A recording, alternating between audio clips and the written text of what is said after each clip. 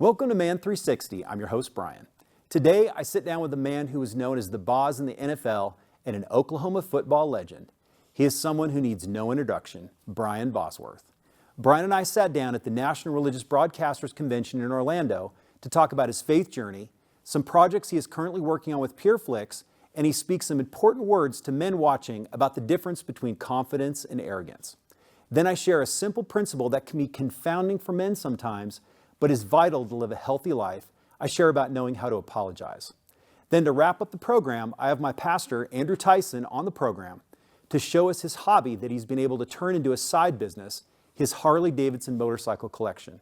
I'm glad you're here. Let's get started. Welcome to Man 360.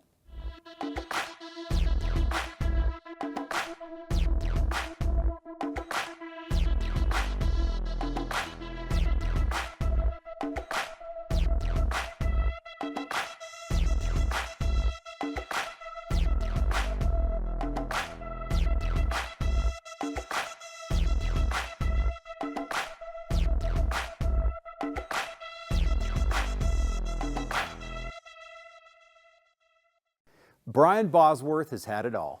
The fame, the fortune, the lifestyle that people see and think that person has made it in his life. But Brian shares about transitions in his life, including how his faith in Christ has developed through the years. He has a series on Pureflix that he's had great success with and has actually helped him with his walk with Christ. We talked about his alter ego that he used to play up in The Boz, and I asked Brian to share his thoughts about men walking in confidence and not letting that confidence slip into arrogance. Brian ends the segment talking about the most important thing he has learned in this life. Here's my interview with athlete and actor Brian "The Boz" Bosworth. So Brian Bosworth, I remember you from Seattle, The Boz, all the fun things that you used to do. Maybe got a good memory, 30 years plus ago. Yeah. Yes. Yeah. I was going to say Boomer Sooner. I know you're OU. I have a friend who graduated from Oklahoma. Mm-hmm. And just so interesting to see how the excellence in who you were as an athlete, but now as you being an actor and moving into that role as well. Can you just share what you're doing with Pureflix and just share a little bit about your kind of maybe the transfer from who you were as an athlete into acting? Yeah, multi-layered question there. And I appreciate it because what it does is it kind of goes from, I usually use these 4 questions: where am I from, where am I at, where am I going, what am I willing to do, to give up to get there. Yeah. And you know, with Pureflix, they came into my life at a very pivotal time in my life. I was doing a kind of a pack my bags, I'm leaving to go home kind of event in my life where it was just, I needed a change. You know, I'd been out in California for a while. I had done the acting thing for a while. Although I enjoyed it, it was, you don't ever control it. You know, you want to work, but you don't control that, hey, it's your gig. Right. I'm not one of the fortunate ones that can just kind of, say, I'm making a movie, you fund it, and then we're just going to go to town on it. So I am a working actor. But I got frustrated with that process of it. I had some other things that were going on in my life when I really needed to correct. And so Pureflix came. Didn't know anything about Pureflix as a company. My agent calls me as I'm leaving town, literally packing my bags and leaving, and says, hey, if you're still in town, I have a film that they'd be interested in you starring in. And I kind of balked at it and said, I think I'm done. I'm going to go ahead and move on with my life. Yeah. And he said, well, this one you don't even have to audition for. Well, generally you have to go through all the all the hoops and ladders but I said, I'm just not, I don't think it's alive in me anymore. I just think I need to move on. And he goes, well, I encourage you to read the script. And kind of used to my agent, they just really want their 10%. That's really what they care about. So I said, fine, send the script over. That's the only way I can get him off the phone.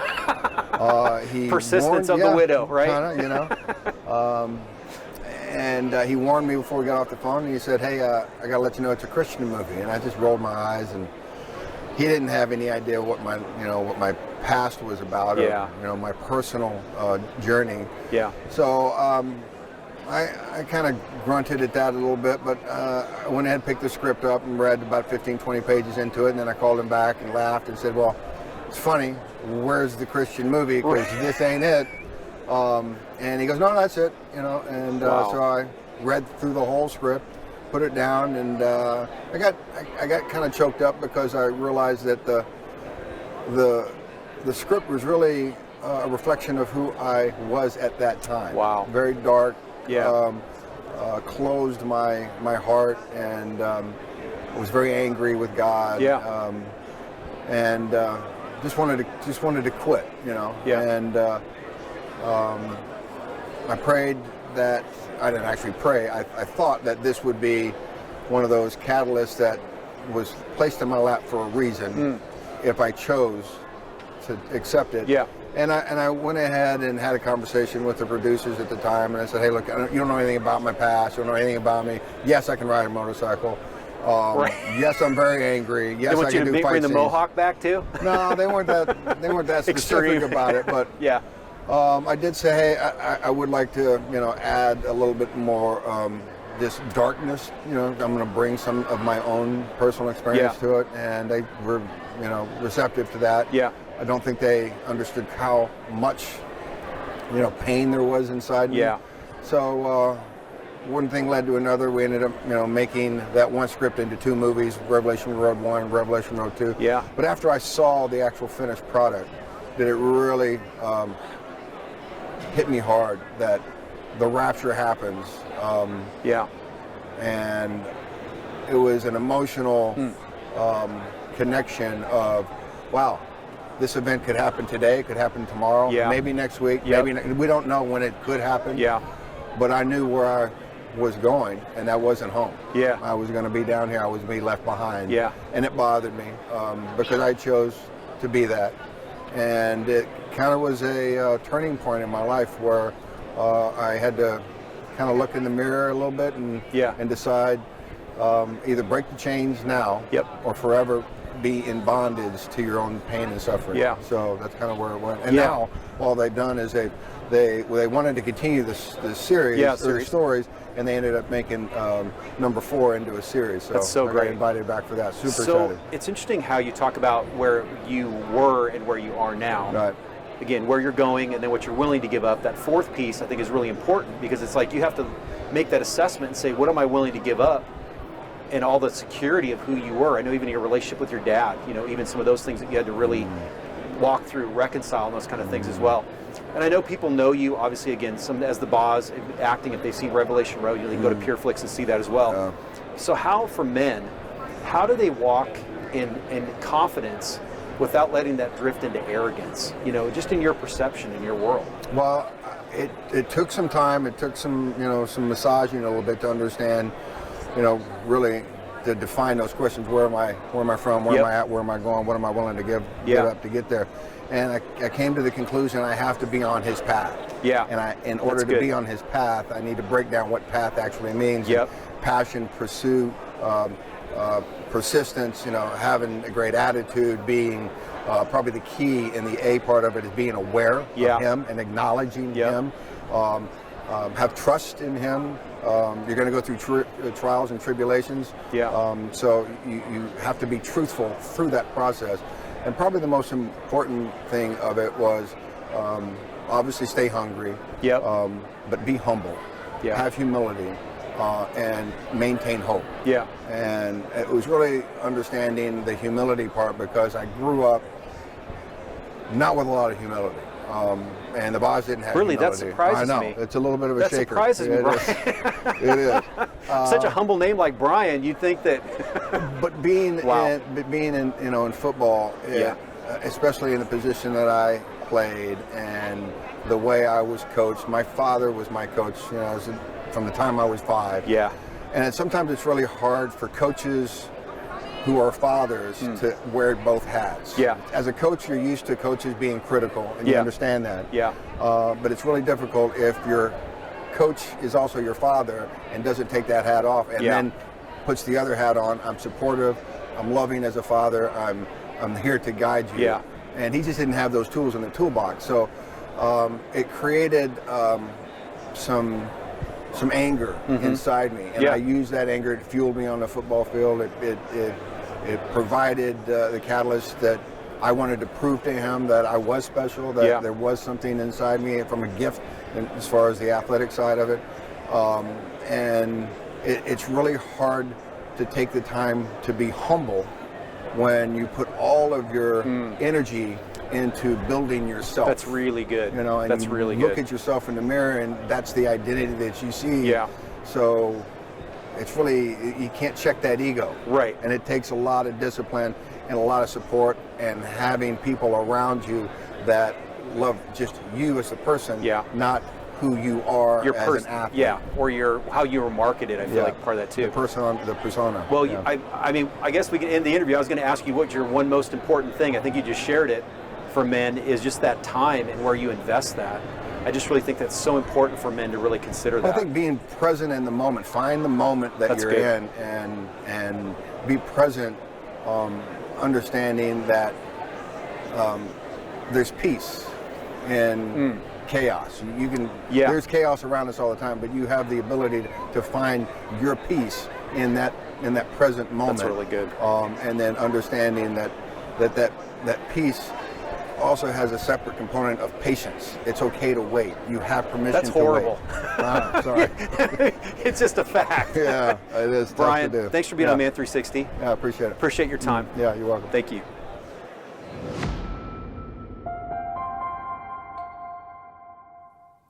Before we get into talking about how to apologize, I want to highlight the importance of being a correctable person. So those are directly connected, and I'm going to share a little bit of that connection with you today. So Proverbs is full of verses that talk about the importance of being a correctable person. And here are just a few verses about correction in life using the English Standard Version of the Bible. So there's 3 verses I want to share. Proverbs 10:17 is, "Whoever heeds instruction is on the path to life, but he who rejects reproof leads others astray." So essentially, when you're not correctable in instruction, your actions can lead other people astray, which is even more crazy. Proverbs 15:32 says, "Whoever ignores instruction despises himself, but he who listens to reproof gains intelligence." And then Proverbs 12:1 is, "Whoever loves discipline loves knowledge, but he who hates reproof is stupid." And you notice how I said stupid, because either you love discipline and you love knowledge, or you hate those things and you act in a stupid way. So correctability in life is directly connected, again, with being able to apologize. So as humans, we know none of us want to be wrong or make a mistake. We want our lives to be flawless, but the problem is that our flesh is not flawless and needs to be brought into alignment. So I typed this real quick to help summarize what is apologizing. And if you're taking notes, this could really be good for you to listen to this. Apologizing is an exercise in correcting our free will when we have made a mistake that needs a conversation with someone. So there's some type of interaction that happens, and maybe you made a mistake, maybe you said something and didn't even realize what you said, and that person was offended, so you need to be able to evaluate that and what that needs to be, and then have a conversation with someone, maybe talking to you and saying, "This hurt me. This is something that you said or did that hurt me," and so you need to be able to have a conversation with them. So here are 7 steps that we found online that made sense and that are easy to quantify. And I think it's really important because when you think about the whole concept of apologizing, it's very important that you think of it in a way that you can digest. And also I wanted to give you just a few steps to think about and also pray about in your own life to be able to bring those things together and really become a good apologizer. I guess that's kind of the bottom line today. So as I share these, take some mental notes, see which ones are easier for you, which ones may be harder, because I think when I was reading through this list for myself, I saw some of those and I thought, those wouldn't be as hard for me to do, but then there's other ones that would really be hard because you have to be specific when you're apologizing and not just be general. So I'll provide a link as well to these 7. Once we get done with the program today, and you can go to man360.tv and go to download these to keep them in your phone, or if you want to print them out.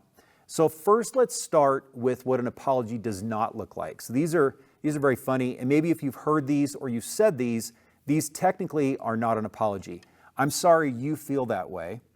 So you're quantifying and saying your feelings are completely fine. That person, there's something that's going on, and you're like, well, you're sorry that you feel that way. "I'm sorry you misinterpreted what I said. You misunderstood what I meant. I'm sorry, but what about that time you, so you're turning the situation from what you're trying to deal with to whatever happened maybe in the past with that person, or it was your fault that so there was some kind of outside factor that caused you to do something that offended someone, but really you are in charge of your own emotions, how you react to things, how you interact with people. There's not something that's outside causing you to do something.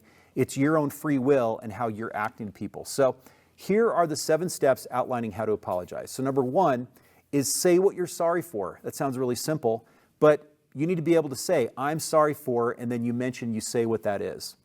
So pretty simple. Number 2, you need to say why it was wrong. It was wrong because. So what you're doing in that point is you're outlining and you're highlighting, you're saying, this is my perception of what I did that was wrong for you. And then you give that person an opportunity to respond and clarify that to make sure that you're all on the same page. And you're just meeting those expectations of what that person is mentioning that they're offended, and then you're bringing that, taking the responsibility of your apology. And so the number point 3 is accept full responsibility. I accept full responsibility for what I did and said. Now, the hard thing with that is that could just be lip service, because maybe that person you're talking to is really offended, maybe they're really angry, and you're trying to just calm them down. But you really need to take full responsibility for what you do and what you say. You know, we're going to be held accountable by the things that we say, the things that we do on this earth, and how our interaction is with people. And really being a good apologizer is being completely like Christ. So point 4 is ask how we can make amends. How can I make this better for you? And, you know, sometimes if somebody is, what I think this is really good is it really brings it into context. Is that person just emotionally reacting to you? Or is there something you can actually do to remedy what happened? Maybe there's something there was that specific. Number 5 is commit to not doing it again. So moving forward, I promise to, and then you say what you're committing to. You're making an agreement basically with that person, and you're saving that relationship to say, this is what I'm committing to do on my end. And again, building an expectation for that person and remending that bridge between you. Number 6 is ask for forgiveness. Say, will you accept my apology? So that's really good, again, because what you're saying is you're apologizing, then you're offering to that person. Now they could say, I don't accept your apology. At that point, it's not your responsibility to make them accept your apology. You're just talking about, and really this whole segment is just talking about what's your responsibility to take ownership of what you did and then say, this is what I'm sorry for. So then you thank them. You say, thank you for bringing this to my attention. Thank you for sharing this with me. And again, if you're a person that's been offended, you need to be able to take that initiative and say, hey, this really hurt me. This offended me. And I know I've done this well in life at times. I've done it poorly at times. So really to think through this. So apologizing is not easy, and doing it well is even harder. When we're followers of Christ, we should always be sensitive and careful with our words with other people, especially with people who don't know Christ. Our free will does not want to naturally follow the ways in the Bible, and our life is going to bring situations into our life that will need adjustment. So today, take some time and evaluate your life and work on becoming a correctable person and someone who sees the value of an apology. Now let's head over to my pastor's garage and see his amazing Harley Davidson motorcycle collection in our hobbies segment. Check it out.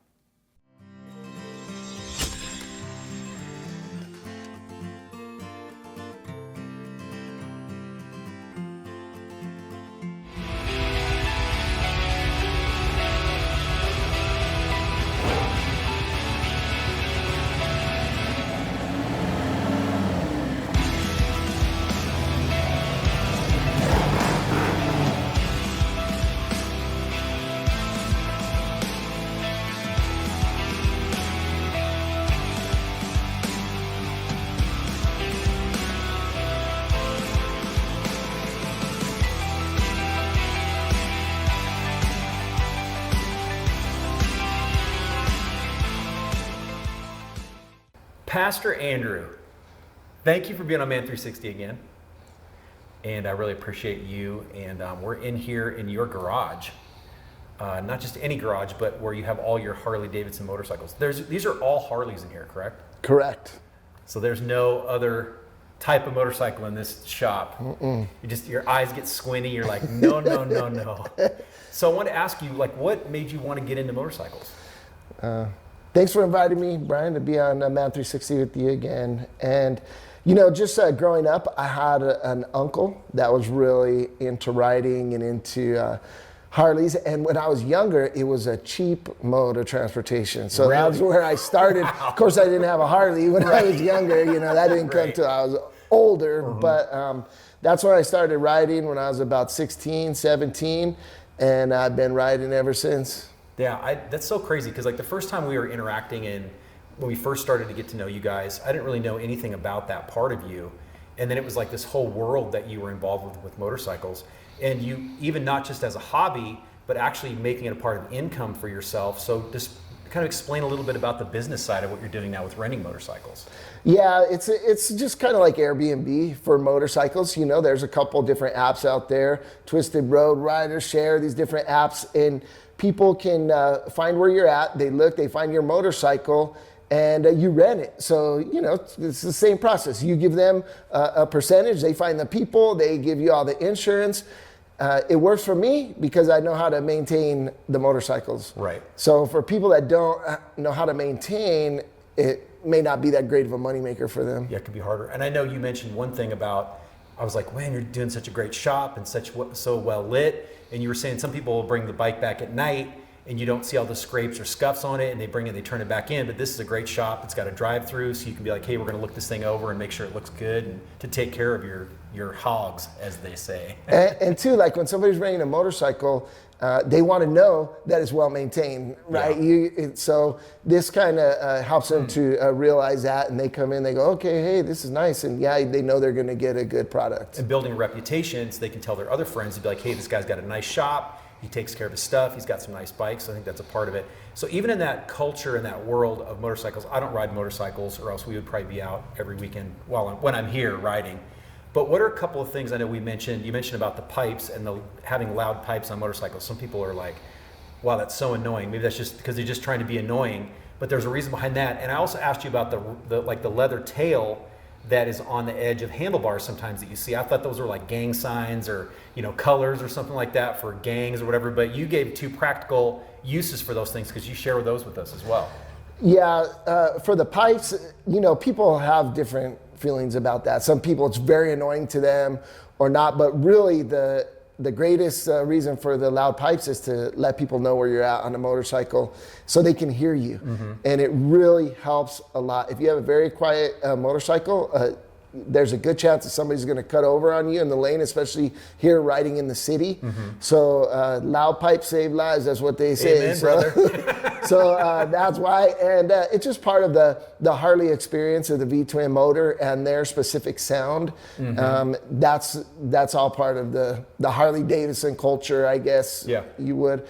The other part, the thing that's hanging down from the handlebars, people maybe use it for different things, but the reason why originally they would do it is because if a car was too close to them, they'd whip the car with it so that they would know. And some of them, they used to put even a pool ball on the end of it or something. So, a lot of bikers were pretty hardcore, and you didn't want to come up on them, especially when there's a big group of them. There's like a big 8 ball hanging off the end of the thing. Like you get too close to swing it at your window or something. And some of them put like a little piece of metal or something on the end, and they'd scratch your car and stuff like that. But that's where it started from.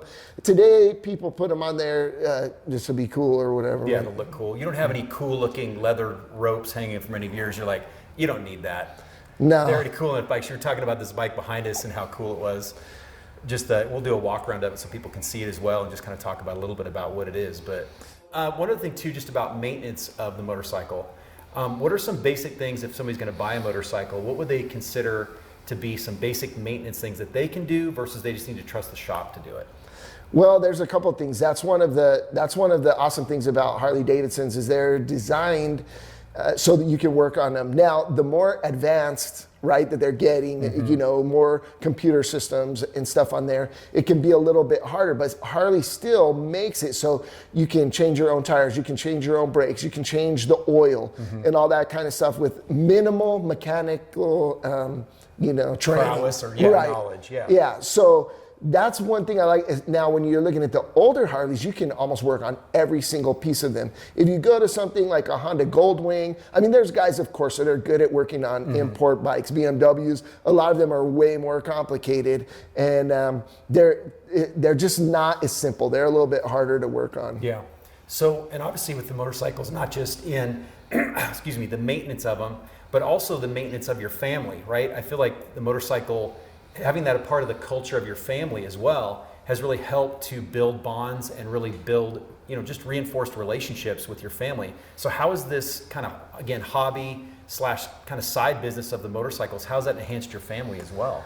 Well, it's really brought us together. Like for me, at one time I tried golf. Every pastor is supposed to golf, and I tried it. It was great. It took a lot of time because I'm not that athletic, and I wanted to get my boys involved, but it just wasn't the thing. Then when I got them to start riding, they started riding when they were 15 years old, wow, 16 years old. And they really enjoyed it, and it really brought us together because we all had this common interest. It's my daughter Hannah; she rides as well. Mm-hmm. We've ridden across the country, me and the boys, a couple times. We've ridden up to Milwaukee to the Harley Davidson Museum. We've ridden out to California and back. That's awesome. And it's just a great bonding time together. Being out there on the open road, like there's nothing like it. It's amazing. And I know, and we'll walk around some of the bikes too to show, because some of the kids' bikes are in here too. But yeah, I just really appreciate, again, how you've really incorporated this, not as, sometimes men that may be watching this, they're kind of like, well, that's my thing and that's my motorcycle and I don't want to involve my family. And obviously you've been able to have other bikes to be able to give and show with your family. But I just appreciate how you've involved the family in what you do as well. And it's still something that you can do to go out and relax and, get away, but also to be able to pull them in, I think is really important. But I just love this shop. I mean, even from when the first couple times you were talking about some of the systems and the lighting and everything, but it's a beautiful shop. But thanks for being on Man 360 again. Thank you, Brian. Yeah. Appreciate it. Appreciate you. All right. Let's do our 360-degree review of today's program.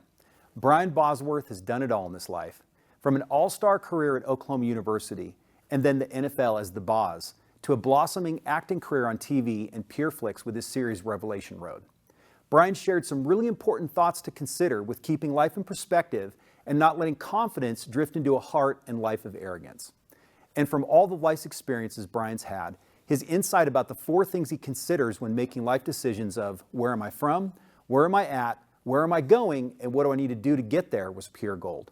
For more information about Brian, you can go right now to man360.tv and click on the additional content page.